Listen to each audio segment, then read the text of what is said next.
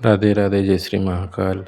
स्वागत है मेरे यूट्यूब चैनल के एक क्रिएशन में। आज हम सीखेंगे एसिड बेस कॉन्सेप्ट को। इस कॉन्सेप्ट में हम महत्वपूर्ण वैज्ञानिक जैसे कि अर्हनियस के द्वारा दिया गया सिद्धांत अर्हनियस अम्ल क्षार सिद्धांत को विस्तृत रूप से समझेंगे। हम समझेंगे कि एसिड में किस प्रकार से आयनीकरण होता है। इस सिद्धांत को अर्हनियस ने दिया था। इस सिद्धांत के अनुसार हम इसमें सीखेंगे बहुत सारे एसिड और बेस के कॉन्सेप्ट। तो बिना देरी कीजिए आप सभी जुड़ जाइए और सब्सक्राइब और लाइक ज़रूर कीजिएगा यदि आपको यह वीडियो पसंद आता है तो। हमने वैसे कई एसिड बेस की सामान्य विशेषताएं देखी है, लेकिन वैज्ञानिक अर्हनियस के अनुसार एसिड बेस का जो कॉन्सेप्ट है उसे आज हम समझेंगे। तो शुरू करते हैं हम। अर्हनियस अम्ल क्षार सिद्धांत जो रसायन विज्ञान का एक मूलभूत सिद्धांत है। अर्हनियस अम्ल क्षार सिद्धांत, इस सिद्धांत को हम अगली स्लाइड में देखेंगे विस्तृत रूप से। तो कृपया इस चैनल को सब्सक्राइब करते हुए आप इस चैनल को लाइक भी कीजिएगा और अन्य वीडियो के लिए कृपया सजेस्ट करें कि आपको किस प्रकार का वीडियो चाहिए। तो हम शुरू करते हैं। अर्हनियस अम्ल क्षार सिद्धांत। तो अर्हनियस कौन थे, उनका पूरा नाम क्या है? सिद्धांत के स्वीडिश रासायनिक स्वंते अर्हनियस ने 1887 में अम्लों और क्षारों की व्याख्या के लिए यह सिद्धांत प्रस्तुत किया था। यह सिद्धांत मुख्य रूप से पदार्थों के जलीय विलयन में आयनीकरण पर आधारित है। जैसे कि कोई भी पदार्थ जल में किस प्रकार से अपने आयन्स देता है, उस पर यह सिद्धांत आधारित है। अर्हनियस वैज्ञानिक ने यह सिद्धांत सर्वप्रथम दिया था। उसके बाद ब्रांस्टेड लोरी के सिद्धांत भी है, लुईस एसिड और बेस के सिद्धांत भी है और एक सामान्य सिद्धांत भी है। अब अर्हनियस के सिद्धांत के अनुसार अम्ल। तो अर्हनियस सिद्धांत के अनुसार अम्ल वह पदार्थ है जो जल में घुलने पर हाइड्रोजन आयन H+ प्रदान करते हैं।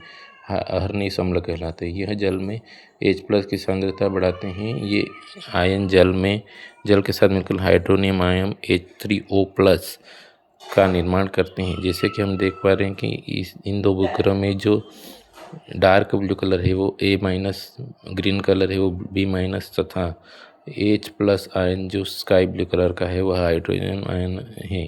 ये वे पदार्थ जो जल में घुलने पर H+, जैसे कि स्काई ब्लू कलर वाला जो हाइड्रोजन आयन है H+ आयन, अगर वह दे तो वह सारे अर्हनियस के अनुसार अम्ल कहे जाएंगे।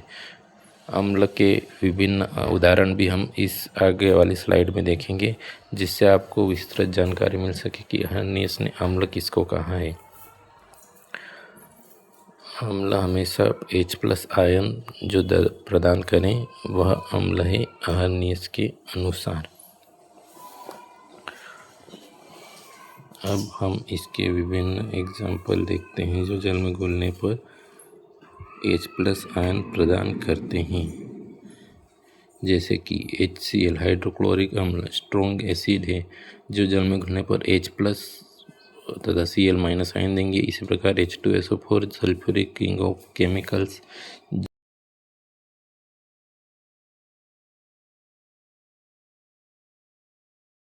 हमने देखे HCl सल्फ्यूरिक अम्ल और एसिटिक अम्ल। इसी प्रकार के अन्य कई अम्ल भी है जिसमें हाइड्रोजन आयन का जुड़ना एक प्रकार से अम्ल की परिभाषा को व्यक्त करता है अर्हनियस के अनुसार। अब हम आगे अन्य उदाहरण देखेंगे जिसमें क्षार के महत्वपूर्ण उदाहरण होंगे और क्षार किसे कहते हैं अर्हनियस के अनुसार, इसको हम आगे की स्लाइड में देखेंगे। अभी तक आपको समझ में आ गया होगा कि जो जल में H+ आयन डोनेट करे उसे अम्ल कहते हैं। तो अब हम समझते हैं क्षार के बारे में या अम्लीय वियोजन। यदि जैसे हम देखें कि जब कोई अम्ल पानी में घुलता है तो वह इस प्रकार होता है, जैसे कि अभिक्रिया में Ha दिए रखा है जो विभक्त होकर H+ A- आयन में विभक्त होगा। जैसे कि उदाहरण के तौर पर HCl एक्वस के रूप में जो जलीय विलयन है उसका यदि आयोजनाइजेशन होगा तो वो H+ एक्वस और Cl- एक्वस के रूप में विभक्त होगा। यही अम्लीय वियोजन। इसी प्रकार से अन्य अम्ल जैसे कि H2SO4 में भी H+ आयन H2 आयन अलग होगा और SO4- विभक्त होगा। इसी प्रकार से अन्य सभी जैसे कि CH3COOH में भी हाइड्रोजन आयन अलग होगा। अर्थात हम कह सकते हैं कि यदि जलीय विलयन में कोई अम्ल डाला जाए तो वह उसमें H+ आयन विभक्त हो जाएगा, तब उसे हम अम्लीय वियोजन या एसिड डिसोसिएशन के कहेंगे। अब हम आगे देखते हैं अन्य तो अन्य के अनुसार क्षार वह पदार्थ है जो जल में घुलने पर हाइड्रोक्साइड आयन या OH आयन प्रदान करते हैं। अन्य क्षार कहलाते हैं। जल में OH- की सांद्रता बढ़ती है और ये जो क्षार होते हैं स्वाद में कड़वे और छूने में चिकने होते हैं। जैसे हमने अम्ल में देखा था, जल में H+ की सांद्रता बढ़े तो वह एसिड और यदि जल में OH की सांद्रता बढ़े तो वह क्षार। इस प्रकार अन्य क्षार जैसे अन्य अम्ल का डिसोसिएशन होने पर अलग अलग आयन जैसे कि H+ आयन और उसके अलावा Cl- विभक्त हुआ था। इसी प्रकार से यदि क्षार का वियोजन होता है क्षार का वियोजन, तो क्षार के वियोजन में हम आगे देखेंगे। जिस क्षार की कुछ उदाहरण है जैसे कि सोडियम हाइड्रोक्साइड, इसी तरह से पोटेशियम हाइड्रोक्साइड, मैग्नीशियम हाइड्रोक्साइड, जिसे मिल्क ऑफ मैग्नीशिया भी कहते हैं, इसे एंटासिड भी कहते हैं।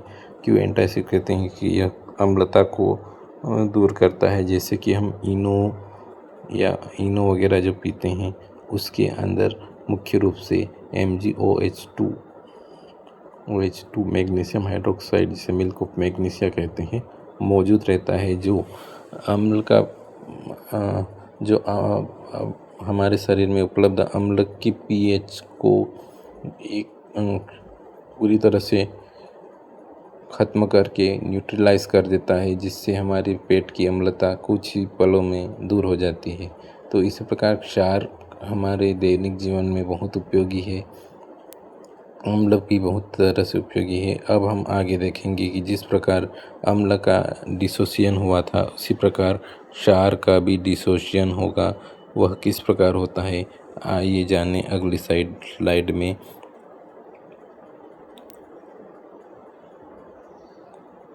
तो अब हम देखते हैं क्षार का वियोजन या डिसोसिएशन। जब कोई क्षार जैसे कि BOH पानी में घुला हुआ है, जो इस अभिक्रिया में जैसे देखें कि BOH यदि जल में घुला है तो उसमें से B+ आयन अलग तथा OH- अलग हो जाएगा। उदाहरण के लिए NaOH का ही यदि हम उदाहरण देखें तो NaOH का जलीय विलयन यदि हम को विभक्त करें तो उसमें सोडियम आयन या फिर Na+ आयन अलग से तथा OH- अलग से विभक्त हो जाता है।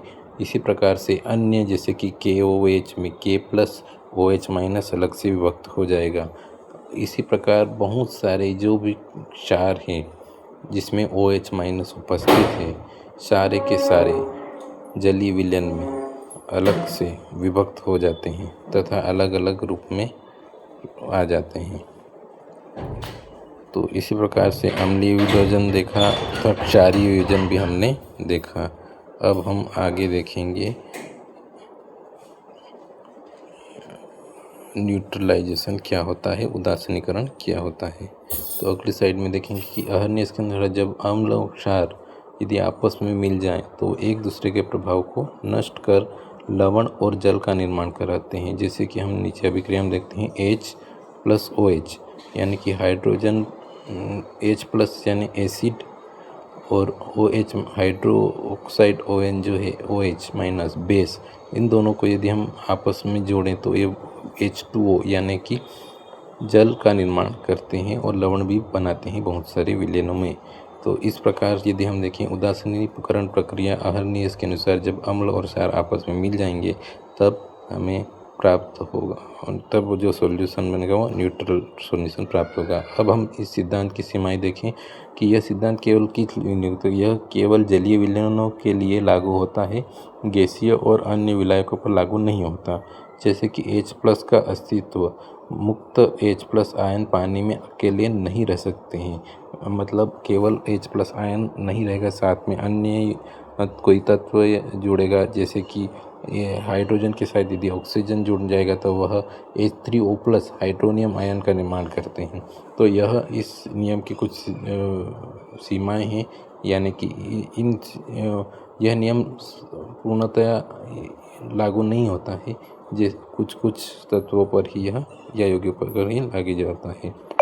आगे हम देखते हैं कि जैसे कुछ पदार्थ हैं जिसकी प्रकृति क्षारीय है लेकिन फिर भी इनमें OH आयन नहीं होता है। इसे देखने के लिए हमारा चैनल सब्सक्राइब